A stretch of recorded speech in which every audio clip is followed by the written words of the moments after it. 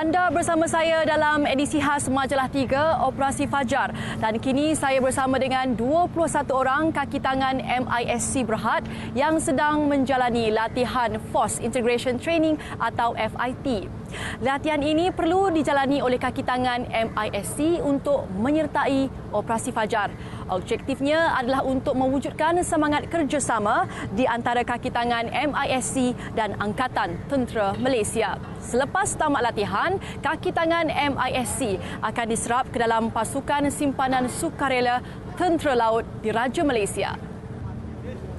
Ops Fajar telah dilancarkan Tentera Laut Diraja Malaysia berikutan insiden rampasan kapal Bunga Melati 2 dan Bunga Melati 5 pada Ogos 2008. Misi Ops Fajar adalah untuk mengiringi, menyelamat dan melindungi kapal-kapal berkepentingan negara yang melalui Teluk Aden. Setakat ini, 8 Ops Fajar telah pun dilancarkan dan tiada sebarang kapal MISC atau kapal berkepentingan negara di Tawau Lanun. Ops Fajar jelas membuktikan konsep pertahanan secara menyeluruh memberi manfaat kepada negara. Kita bersama wartawan Abdullah Siddiq Majin yang menyertai misi Ops Fajar ke-9 bersama kapal Bunga Mas 5. Kita saksikan.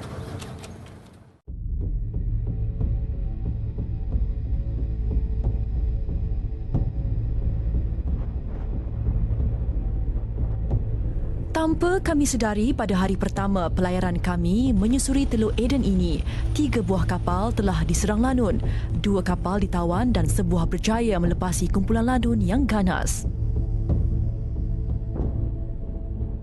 Kapal ini semakin menghampiri kawasan yang berbahaya dan berisiko tinggi terhadap serangan lanun.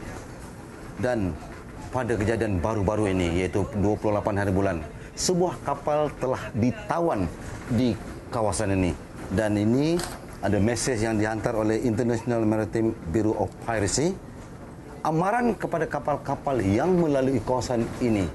Jadi tuan boleh ceritakan sikit tentang kejadian tersebut. Kapal yang bernama MV Dover telah ditawan semalam pada jam 14.00 waktu Malaysia.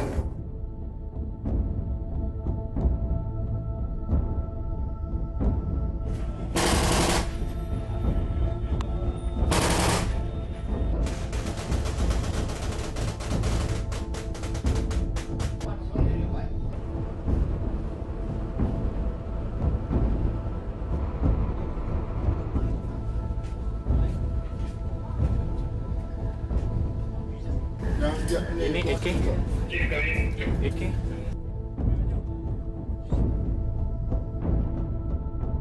Ancaman lanun ya di Gulf of Aden ni dia bertambah serius lebih kurang pertengahan tahun 2008. Lanun-lanun ni dia pada mulanya daripada Somalia. Di pertengahan 2008 ancaman ni daripada perairan Somalia mula berkembang kepada Gulf of Aden dan dia menjadi very serious. Kapal Bunga Mas 5, sebuah kapal auxiliary yang mampu beroperasi dengan kelajuan lebih 17 knot.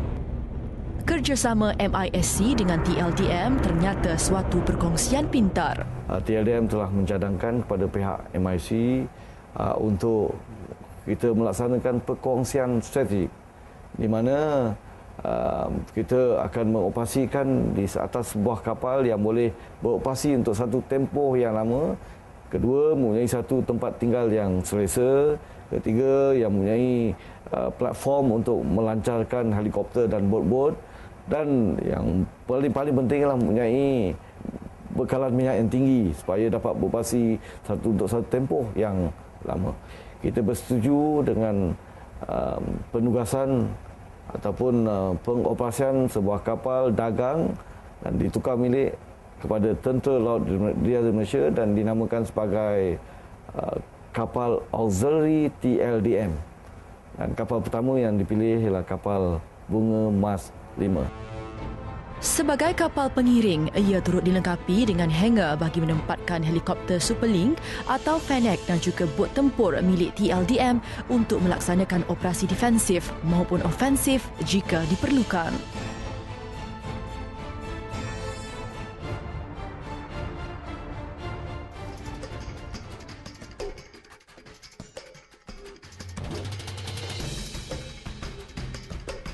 Komander Kehormat Raja Linggam, Naib Presiden Perkhidmatan Pengurusan Kapal MISC melihat kerjasama antara MISC dan TLDM sebagai suatu langkah inovasi yang berjaya.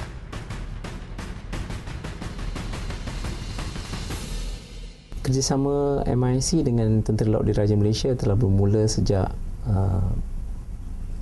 tahun 1990 lagi, di mana tiap-tiap tahun kan kita mengadakan operasi exercise anti lanun Ops Naga Emas, ya, kod name Ops Naga Emas, dan tiap-tiap tahun kita adakan operasi ini bersama-sama dengan Tentera Laut Diraja Malaysia, Jabatan Laut Malaysia, pasukan elit Pascal dan lain-lain agensi kerajaan, ya, di perairan Malaysia.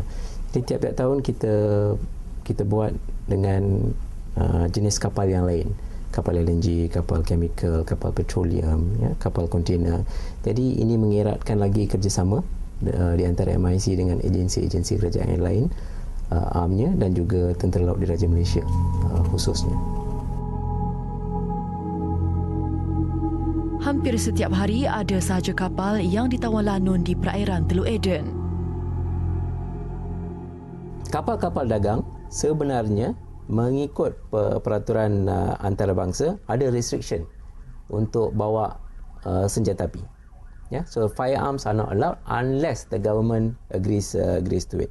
As a shipping company, apa kita buat sekarang ialah kita buat apa kita kata no go area in certain area. Jadi kita instead of going straight, katakan kapal kita daripada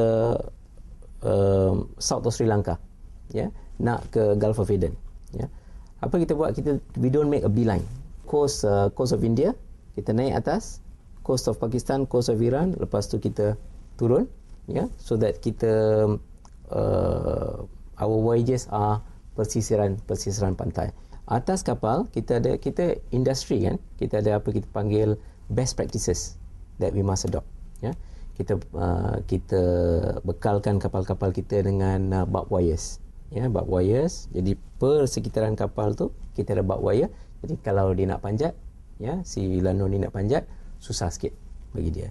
Lepas tu kita supply apa kita kata daripada kapal tu hot water, ya, air panas, ya, sekitar kapal tu. Jadi bila dia melalui perairan tu, air panas akan dikeluarkan daripada kapal. Jadi dia naik air panas kan, dia rasa susah sikit. Ada juga kapal-kapal yang mengambil services of armed security guard. Majority of shipping companies in the world, that's all what they're doing, and there is a risk going into that area. We wanted to do it a bit differently, because we are very, very concerned about the safety and security of our sea staff. Yeah, we do not want to compromise, yeah, the safety and security of our sea staff.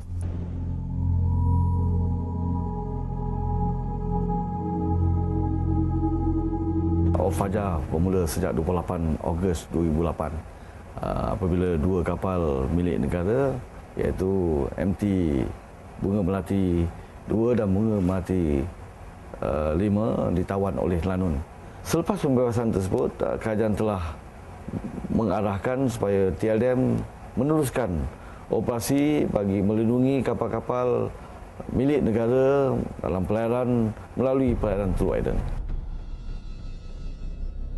Setiap kapal yang melintasi Teluk Eden, termasuklah kapal LNG ini yang membawa kargo bernilai jutaan ringgit, berhadapan risiko diserang lanun, terutama apabila menghampiri perairan Somalia. Dua buah kapal dagang milik MISC yang ditawan lanun telah mengakibatkan kerugian yang besar.